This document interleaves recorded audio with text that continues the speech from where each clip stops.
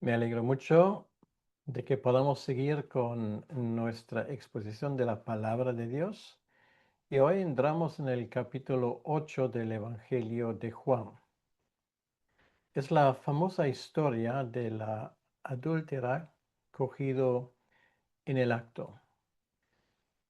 Hay poca gente que no conoce esa historia del Nuevo Testamento.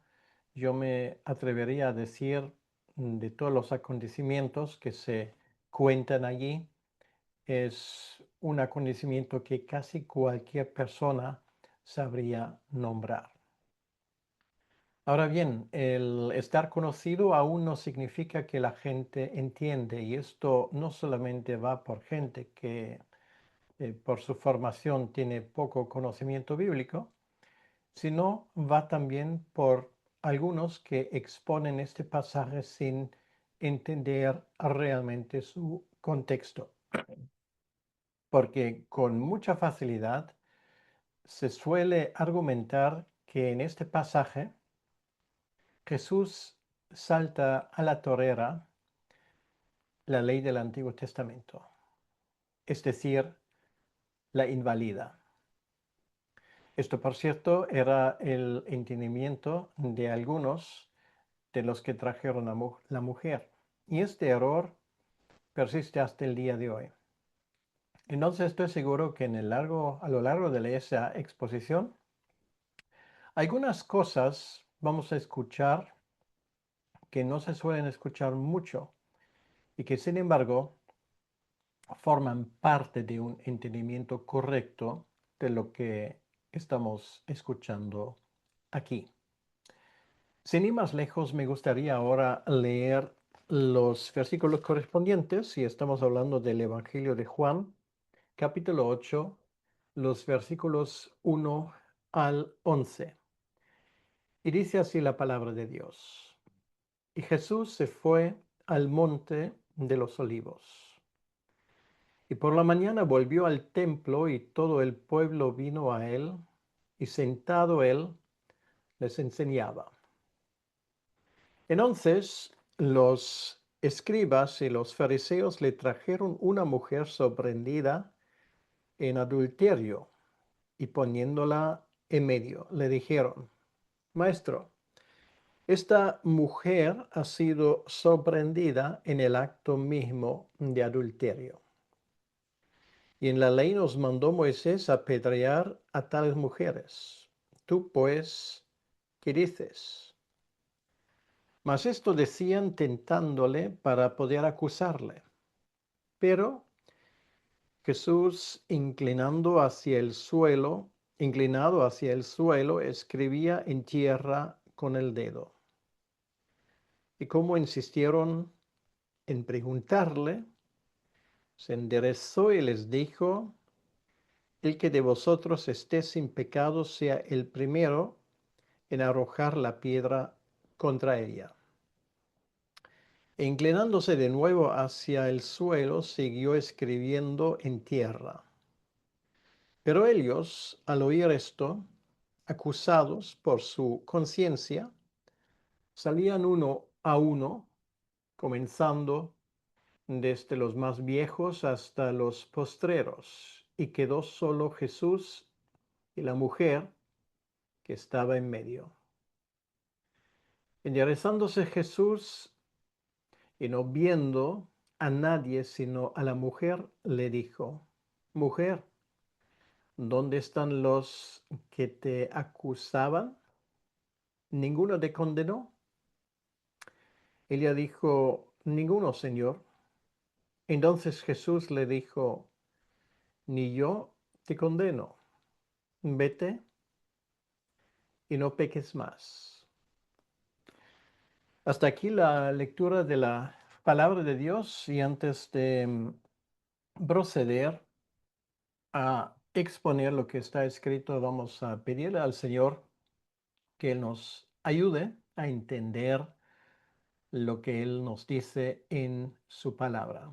Señor, una vez más, venimos ante ti para agradecerte de corazón la posibilidad de estudiar tu palabra. Señor, tú te has revelado de una forma clara, concisa, en forma escrita, y nosotros ahora estamos ante un pasaje que a lo largo de la historia se ha tergiversado de mil maneras. Señor, ayúdanos a entender lo que tú quisiste enseñar. Ayúdame a mí de poder enseñar esto con claridad y con exactitud. Te lo pedimos, Señor, en tu nombre. Amén. Pues este pasaje, como acaba de decir, es muy famoso y empieza ya normalmente con un comentario de que, bueno, lo que está escrito en ese pasaje hay que tomarlo con cierto cuidado porque no aparece mucho manuscritos, y todo esto. Ahora bien, no voy a entrar mucho en ese tema porque esto ha sido ya debatido en círculos teológicos lo bastante. Y para resumir, para nuestra audiencia aquí, puedo decir que desde el punto de vista espiritual, también si quieren escuchar la palabra científico, arqueológico, lingüístico, no cabe ni la menor duda que esa historia originalmente formó parte de lo que Juan escribió. Quiere decir, es auténtica palabra de Dios plenamente inspirada y sin error, como el resto de las escrituras. Si alguien quiere saber más detalles, caben dos posibilidades. Me puede escribir a mí y con mucho gusto le facilitaré los datos, o puede enterarse por medios en Internet. Ahora, aclarado esto, vamos al segundo punto, y ese segundo punto es que muchas veces no se toma en cuenta que esa historia ocurre en el contexto de la fiesta de los tabernáculos, porque es evidente la forma como esto se une. El versículo 53, después de este debate que Jesús tenía allí en el templo con los fariseos, se dice cada uno se fue a su casa, y luego sigue en el capítulo 8, y Jesús se fue al monte de los olivos. Entonces, lo primero que solamente quiero mencionar brevemente, es muy interesante que Jesús no era un suicida, o sea, él no buscó el riesgo por el riesgo, y en este caso él se va, posiblemente se queda en Betania, en esa casa bien conocida de Lázaro y de sus hermanas. No lo sabemos, el texto no lo dice, de todo modo no se queda en Jerusalén. Hubiese sido bastante arriesgado, humanamente hablando, aunque nos hemos dado cuenta que nadie tenía el poder de tocarle antes de la hora. Aquí, una vez más, nos damos cuenta cómo la providencia divina se casa perfectamente con una forma de procedimiento razonable, no desafiando de forma innecesaria las cosas. Pues él se va allí al Monte de los Olivos, y luego dice, y por la mañana volvió al templo. Bien, eso todavía sigue en el marco de la fiesta de los tabernáculos por varias razones. Porque el texto nos dice que tras el debate del último día del capítulo 7, y después de que cada uno se fuera a su casa y Jesús se fuera al Monte de los Olivos, se dice que por la mañana vuelve, como acabamos de escuchar. Quiere decir que no hay ninguna brecha de semanas, ni siquiera de días. Es el día siguiente. Es literalmente la mañana del día siguiente. Por otro lado, en el versículo 2 nos vamos a dar cuenta que hay una presencia masiva de gente en el templo. El texto indica que todo el pueblo vino a él. En un día ordinario del año, los patios del templo no albergaban a esas multitudes masivas procedentes de toda Israel.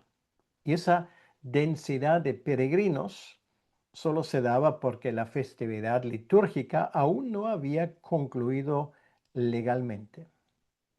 Y una tercera cosa, y es un detalle que poca gente menciona, nos damos cuenta a lo largo de la historia que Jesús escribe en el polvo. Casi nadie se pregunta, ¿y de dónde viene ese polvo en el templo? Porque normalmente cuidaban al templo em, con mucho cuidado. El suelo de los patios del templo estaba cubierto por el polvo, la arena y los residuos de las ramas de palmera y sauces que los miles de peregrinos habían estado batiendo y deshojando durante la semana de la fiesta. Esto es exactamente la idea, porque no hay que olvidar, estamos hablando de la fiesta de los tabernáculos. Entonces, y perdón por esa introducción, porque yo quiero que de una vez entiendan esa historia bien, tomando en cuenta todos esos detalles, porque luego el resto se explica pronto. Otra pregunta que nos vamos a hacer entonces, ¿en qué día de fiesta ocurre todo esto? Y la respuesta es, por todas las circunstancias, que este episodio ocurre exactamente en el octavo día de la fiesta, conocido en hebreo como Shemini Atzeret, que es decir, la asamblea del octavo día.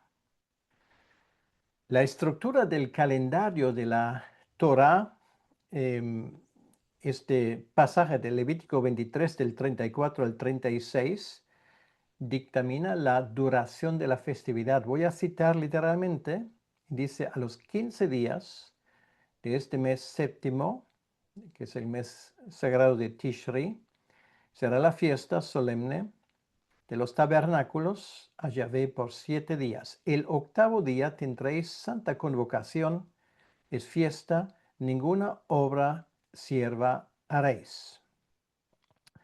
Entonces, Juan 7:37, como hemos escuchado la última vez, nos sitúa en el último y gran día de la fiesta. Es el séptimo día de Sukkot, como se conoce en la tradición judía como Hoshana Rabbah, quiere decir la gran salvación o el día de la gran salvación. Es el día del clímax de las procesiones de agua, por eso Jesús habla del tema del agua precisamente, y cuando terminan los 7 días obligatorios de habitar en las cabañas temporales. Ahora, al decirnos que el evento en el capítulo 8, versículo 2, ocurre a la mañana siguiente, nos sitúa matemáticamente en el octavo día. Bien, entonces esto es algo que nos ayuda a entender ese contexto ya bastante mejor. Y después de haber aclarado esto, vamos ahora a proceder con la exposición de lo que está escrito. Una vez más nos hemos dado cuenta, y ya lo he mencionado, que en esa mañana Jesús vuelve al templo y aquí dice literalmente que todo el pueblo vino a él. Quiere decir que quieren saber más. Él regresa al templo y la gente quiere saber más. Y además, como lo hace un maestro y juez en Israel, él se sienta para enseñar. Esto era la postura normal que un maestro, incluso un juez, alguien que tiene y ostenta autoridad, asumía, y esto era su forma de presentar sus pensamientos y sus discursos al pueblo. Jesús enseña en los patios del templo. Me puedo imaginar que estamos hablando de la columnada de Salomón, que era muy amplia, y allí todo el mundo tenía la posibilidad de escuchar lo que Jesús tenía que decir.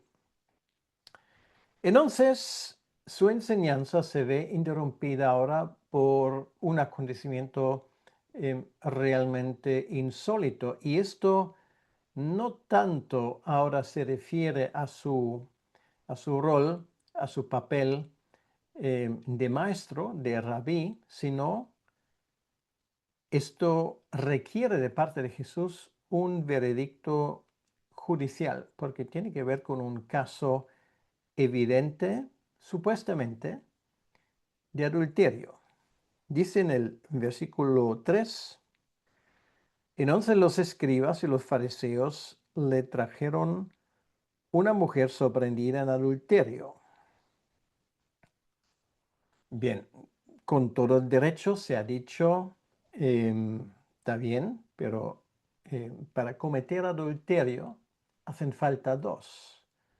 Entonces, ¿dónde está el otro? Porque el mismo pasaje donde esto se especifica en el libro de Levítico, también especifica el procedimiento de que ambos tenían que morir. En el capítulo 20, versículo 10, dice, si un hombre cometiera adulterio con la mujer de su prójimo, el adúltero y la adúltera indefectiblemente serán muertos, quiere decir, serán ejecutados. Esto requiere un procedimiento legal. En ese procedimiento legal tiene que haber 2 o 3 testigos de los hechos que además por la ley son obligados de tirar la primera piedra. Esto es el procedimiento del apedreamiento. Y ahora no estamos hablando si esto nos guste o no nos guste. Esto era la ley de Dios. Esto se aplicaba en aquellos momentos. Y esto era el procedimiento.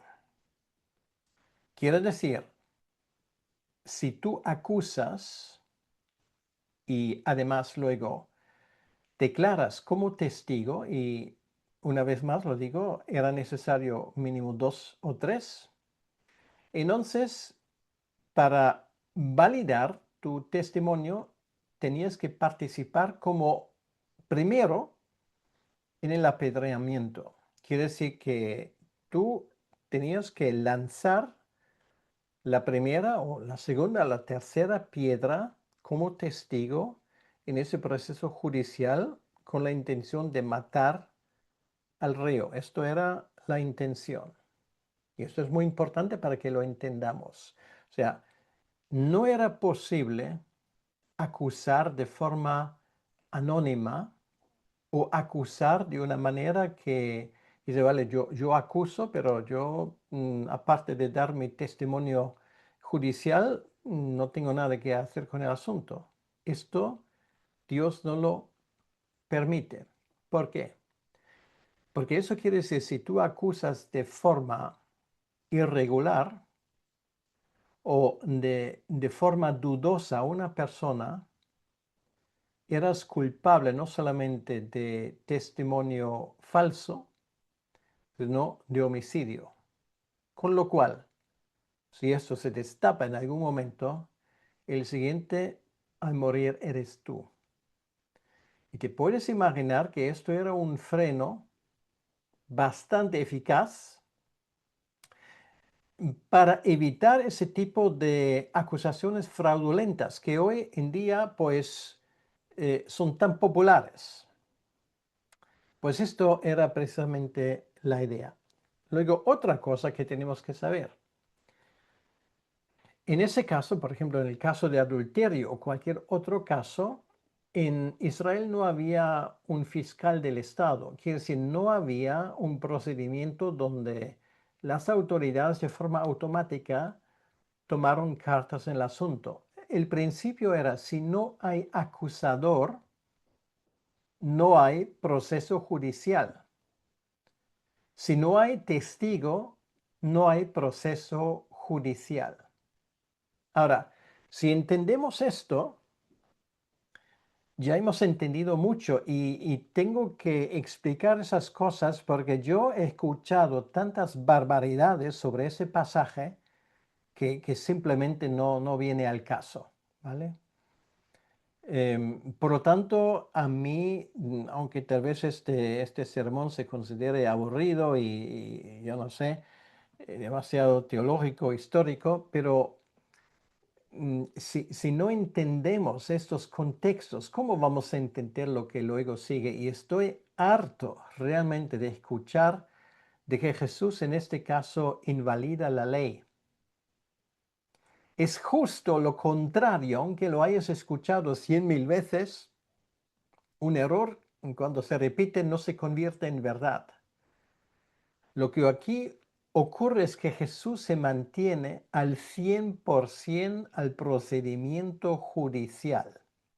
Y esto realmente es lo sorprendente, porque lo que hace Jesús no se salta la ley a la torera, sino Jesús siguiendo el procesamiento de la ley, vuelve inútil los argumentos de los escribas y de los fariseos. Ahora, si hemos entendido esto, ya hemos entendido bastante y el resto no será tan difícil de entender. Entonces, traen a la mujer, claro, falta el hombre. Lógicamente, esto se ha dicho muchas veces con toda certeza. No sabemos quién era el hombre. Si a ella le han cogido, como ellos dicen, con las manos en la masa, pues entonces hay que buscar la masa también, pero no aparece, no aparece. Ahora, a partir de ahí uno puede especular lo que uno quiera. Si era uno de los fariseos, si era un hombre muy conocido, no lo sé. Es inútil porque eso además para la historia no tiene ninguna importancia. El hecho es que ya a la hora de proceder violan estos doctos judíos, uno de los pilares fundamentales de la ley.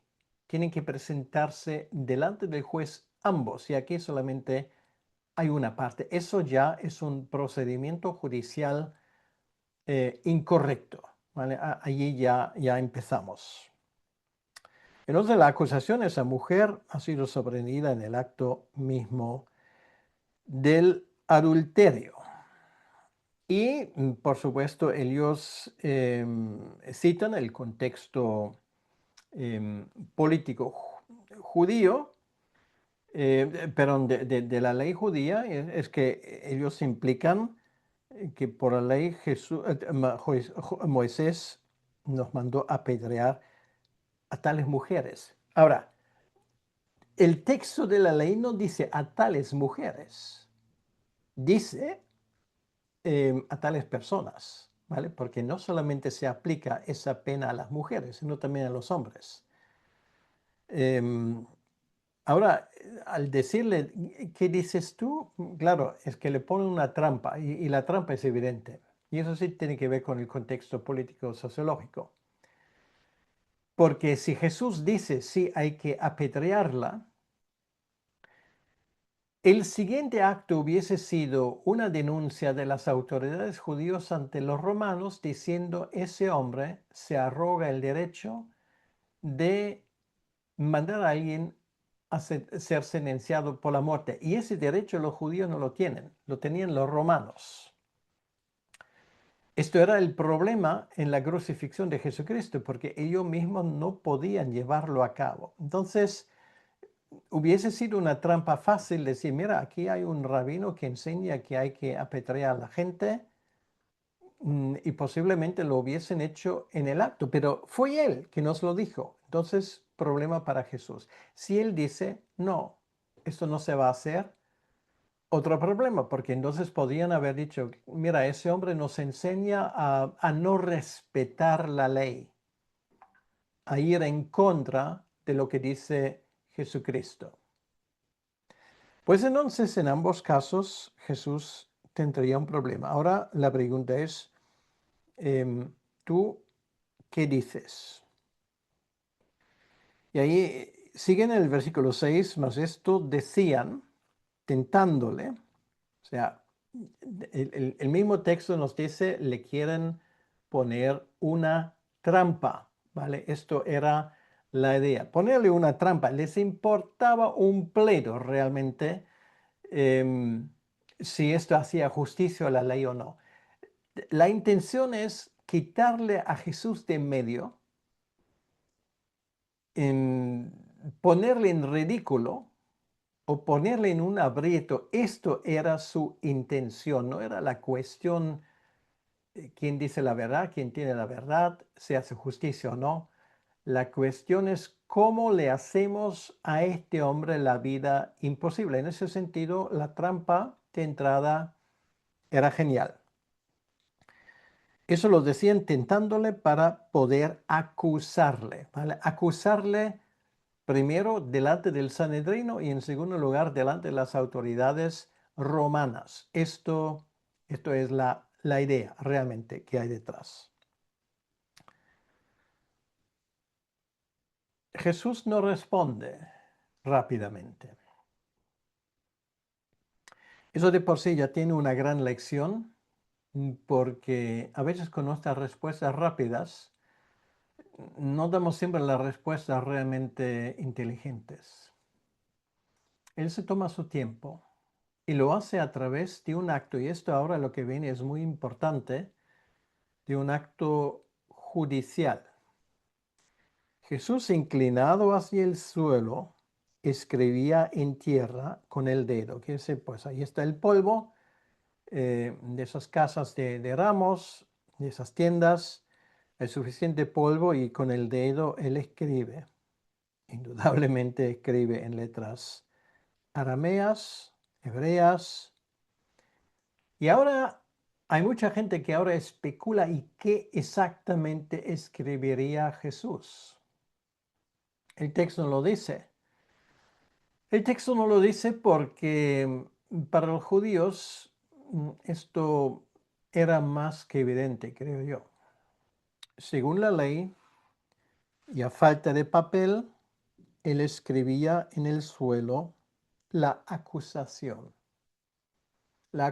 formal. Se toma su tiempo y lo escribe en el suelo. Estoy seguro en letras suficientemente grandes para que los demás lo podían leer perfectamente. Y Juan tiene mucho cuidado en no ocultarnos este detalle. Ellos insisten. ¿Qué dices? O sea, ellos son impacientes, pues quieren tener una respuesta ya. Ellos insisten en preguntarle, ¿qué pasa? Esa mujer hay que matarla, hay que perdonarla. En otras palabras, ¿qué prefieres? ¿Tener como enemigos los judíos o quieres entrar en la historia como el que invalida la ley de Moisés? Como insistieron en preguntarles, se enderezó y les dijo, o sea, podemos ver a Jesús que después de escribir, les mira a los ojos a estos acusadores y él dice, el que de vosotros esté sin pecado, quiere decir que el que no tenga nada que ver con ese asunto, y en qué sentido lo dice, ¿no? Que todo el mundo haya cometido adulterio con esa mujer.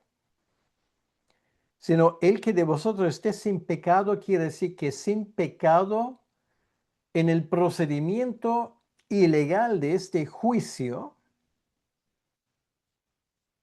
o que nunca en su vida haya cometido una infracción de este mandamiento, y que además, si eso está implicado, haya sido testigo ocular de los hechos,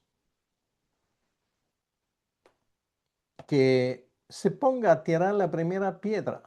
Vamos a abrir formalmente el pleito. El que de vosotros esté sin pecado sea el primero en arrojar la piedra contra ella. Esto, o sea, a mí me sorprende cómo alguien puede decir que Jesús aquí se está saltando la ley, está invalidando la ley. No. Lo que hace Jesús, él sigue a pie de la letra el procedimiento de la ley. Y esto es el resultado cuando se dice algo, ¿no? Jesús pone su ley en de la ley del Antiguo Testamento. Pero por favor, leamos el texto.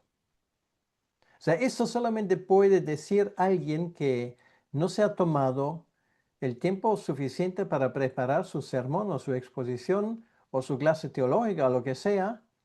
Y dice barbaridades simplemente porque otros han dicho las mismas barbaridades antes. Esto no es lo que el texto dice. Jesús no invalida ninguna ley, tampoco esa ley. Lo cual hace surgir la pregunta, entonces, ¿esa ley ya no existe? Ahora, si miramos el Antiguo Testamento y puedes leer el Antiguo Testamento, me dices cuántos casos había de gente cogido en adulterio que se reportan en la Biblia, en el Antiguo Testamento, que fueron ejecutados. ¿Cuántos? Ahora, yo hago uso de mi memoria y no recuerdo ni uno solo. Ni uno solo. Lo cual no quiere decir que puede haber alguno que otro, pero ni uno solo se menciona. ¿Por qué? Por ese principio. Si no hay acusador,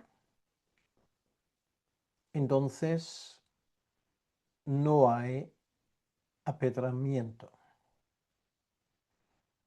Pero esto nos lleva al caso más famoso de adulterio en el Antiguo Testamento. ¿Y sabes de qué estoy hablando? Del adulterio del rey David, que esto era eso, el caso más famoso en el Antiguo Testamento de este tema. ¿Qué ocurre? David debería haber sido acusado formalmente y apedreado por dos cosas. En primer lugar, por homicidio asistido. Y en segundo lugar, y esto era más evidente todavía, por su adulterio con Batsabé. Y además había acusador en este caso. Por lo menos había alguien que actúa no como fiscal del Estado, sino como fiscal de Dios, el profeta Natán, que le dice a David, tú eres este hombre. ¿Y cuál es la reacción de David? ¿Qué procedimiento había?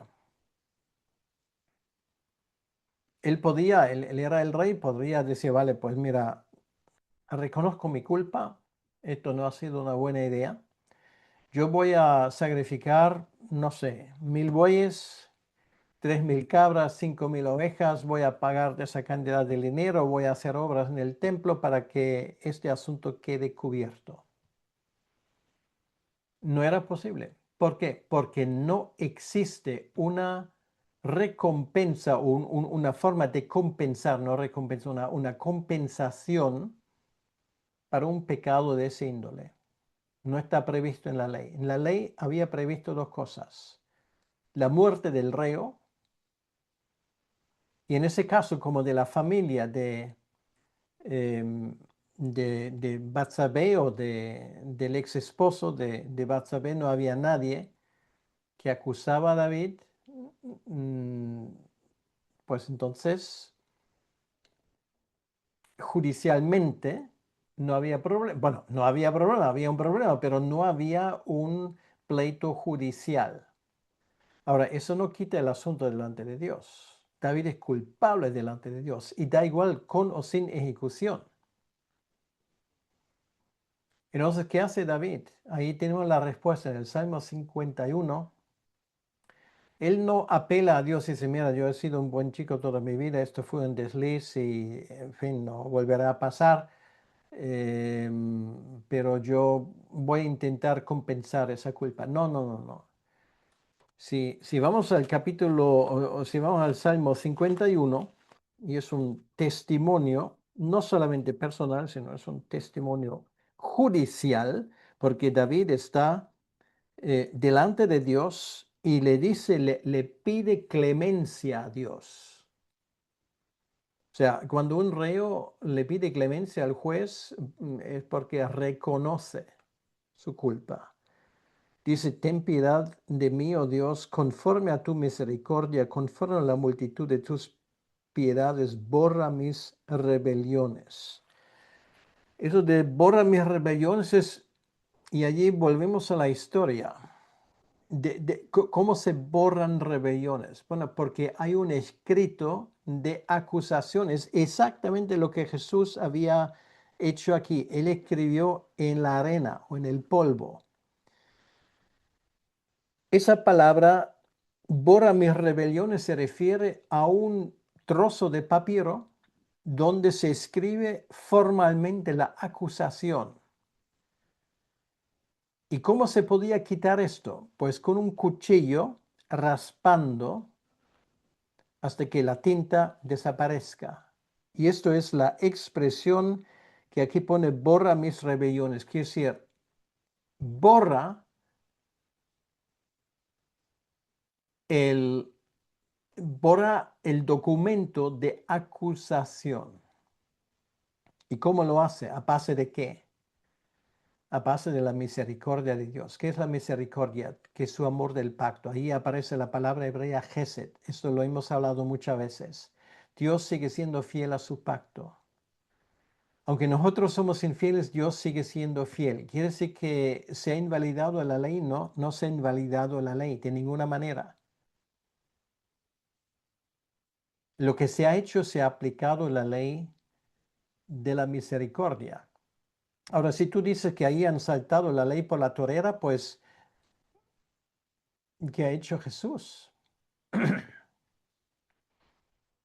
Él invalidó el acta de acusación contra cada uno de nosotros clavándolo en la cruz, como dice el capítulo 2 de Colosenses. ¿Es injusto esto? Injusto. Alguien tenía que pagar la deuda. Y en este caso de la mujer, alguien estaría a punto de pagar por esa deuda tan solo medio año después en el monte Calvario, no muy lejos del monte del templo donde ocurren estas cosas. Y creo, espero por lo menos que ya hayamos quitado suficiente polvo de esa historia para entender lo que está pasando aquí. No se invalida la ley, pero se deja brillar la misericordia divina. Versículo 9 dice, pero ellos al oír esto, acusados por su conciencia, ajá, no eran tan perdidos y tan errantes teológicamente de no tener aún un resto de conciencia. Esto les diferencia de muchos sinvergüenzas hoy en día que ni siquiera tienen conciencia. Y cuando pierdes hasta la conciencia, es muy difícil que la llamada de Dios llegue a tu vida. Muy difícil, porque llega un momento cuando tu conciencia simplemente muere. Y cuando muere la conciencia, estás muerto. Por lo tanto, te lo digo, dicho sea de paso, en este momento, si ahora tu conciencia te dice algo, escucha la voz de tu conciencia.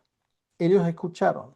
Acusados por su conciencia, ¿qué hacen? Se retiran, salían uno a uno, comenzando desde los más viejos. Y es un detalle muy interesante. ¿Por qué los más viejos?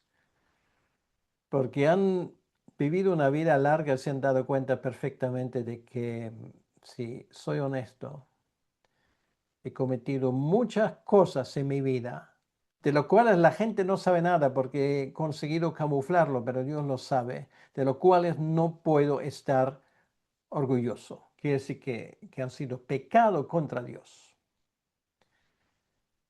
Y se van. ¿Quién de vosotros esté sin pecado? que tire la primera piedra. A ver, los justos que den un paso al frente. ¿Quién tiene ganas de apedrear a esa mujer? Pero que sea alguien que tenga las manos limpias. Por favor. Se van hasta los postreros y quedó solo Jesús y la mujer que estaba en medio. O sea, esto es increíble. Los acusadores no aparecen. Y donde no hay acusador, no hay procedimiento legal. Y ahora es el momento de que Jesús habla con la mujer y no le dice a la mujer, mira, aquí no ha pasado nada, esto un desliz cualquiera lo tiene. Él no excusa. Él no dice, bueno, que injustos ellos porque no han traído al hombre. Todo ese rollo que estamos escuchando continuamente. Sí, todo esto es cierto, pero esto no es el asunto. El asunto es que ahora ha llegado el momento de tratar con el pecado de la mujer, que no es, por lo visto, inocente, según lo que dice Jesucristo. Jesucristo ahora la mira a ella, enderezando, dice el versículo 10, enderezándose Jesús y no viendo a nadie, sino a la mujer, le dijo, mujer, ¿dónde están los que te acusaban? Quiere decir, como juez, consta de que ya no quedan acusadores. Y si no quedan acusadores, no hay pleito. Que nadie diga que él no siga el procedimiento judicial judío de la ley de Moisés a pie de la letra. Ninguno te condenó. Quiere decir, ninguno mantiene su acusación. Y le dice, con cierto alivio, estoy seguro. No, no, ninguno se han ido todos. Entonces Jesús le dice lo siguiente, ni yo te condeno. Y decir que si nadie te acusa, yo no te condeno. Y ahora viene la palabra de peso. No peques más. Quiere decir, no vuelvas a hacerlo. Y esto es el tema. O sea, Jesús dice, no, lo tuyo no tiene importancia porque es tan peligroso lo que tú has hecho como es mentir o engañar a alguien. Es que todo esto es lo que estamos escuchando. Jesús no está relativizando el pecado. Ha sido un pecado de peso, sí. Y Jesús lo dice, lo afirma. Y la mujer también implícitamente lo acepta, obviamente. No vuelves a cometerlo. No peques más. Estás absuelto, estás libre de cargos. ¿Cuál es la base? Que Jesús hace la vista gorda, que mira por otro lado. No, es la misericordia de Dios. Su pecado también iba a pagar, perdón, su muerte en la cruz también iba a pagar por el pecado de esa mujer. Esto es la idea que hay detrás.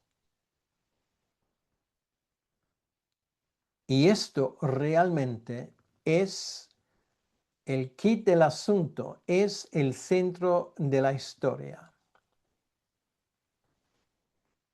Ahora, termino con esa palabra muy personal. Yo no sé si tu conciencia te ha hablado en este caso. La ley te acusa si estás pecando. La ley sigue intacto, salvo las cosas que Jesús ha cumplido. Y lo que Él ha cumplido quiere borrar también tus pecados. Es suficiente. No importa qué pecado hayas cometido, la sangre de Cristo es suficientemente poderosa para borrar ese pecado de en medio. No solamente cubrirlo, sino quitarlo. Y quiero decirte en ese momento, yo no sé lo que, ahora te estoy hablando a ti que no es creyente o que no sabe lo que es. Mira, Si tu conciencia en este momento te habla, como les ha hablado a esos fariseos y escribas, escucha la voz de tu conciencia, corre a Cristo, clama por misericordia y la recibirás. Pide perdón y la recibirás, pero no vuelves a hacerlo. Hay perdón en la sangre de Cristo. Y solamente medio año después, Jesús iba a expiar también el pecado de esa mujer definitivamente por su sangre, si es que esa mujer al final depositó su fe en Cristo. Ahora yo espero que se entienda mejor esa historia. Te pido, ven a Cristo, ven a Él. Oremos. Señor, gracias te damos por lo que nos has dicho hoy a través de los versículos escritos en tu palabra y te pedimos, Señor, que tú bendigas la exposición de esa palabra, Señor, pero sobre todo que tú hables a los que están escuchando en ese momento. Gracias por tu presencia y te pedimos, Señor, que tú mismo hables a cada uno según su necesidad. Si hay alguien entre los escuchantes, Señor, que en este momento necesitan pedir perdón, te pido, Señor, que lleguen a ese perdón tuyo y que no vuelvan a hacerlo. Te lo pedimos, Señor, en tu nombre, para tu honra y gloria. Amén. Que Dios te bendiga.